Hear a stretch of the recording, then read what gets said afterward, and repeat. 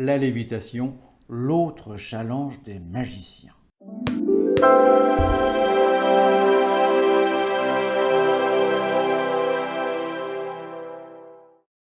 Vous le savez, les magiciens aiment à défier les lois de la physique et de la nature humaine. La première lévitation racontée, vue à Mandras en 1832, a été fidèlement retranscrite dans un magazine, le numéro 16 du magazine Le Magasin Pittoresque, un magazine du 19e siècle. Il faut remarquer que les premières lévitations étaient présentées dans des endroits plutôt sombres où on ne pouvait pas ni contrôler ni vérifier les accessoires ou en tout cas les lieux en présence, contrairement à ce qui se passe maintenant. Plus tard, les techniques de lévitation ont utilisé également un peu l'hypnose pour avoir un sujet plus facile à faire flotter, à faire s'envoler.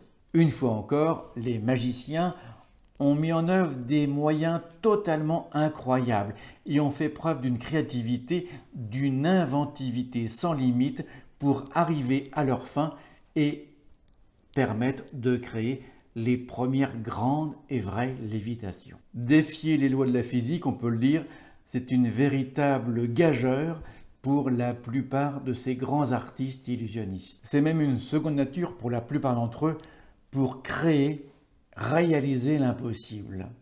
C'est un état d'esprit, vraiment, qui les poursuit tout au long de leur vie, au risque même pour certains de se ruiner tellement les investissements pour arriver à leur fin sont absolument colossaux. Mais reconnaissons-le, aller au bout de ses rêves, ça n'a pas de prix.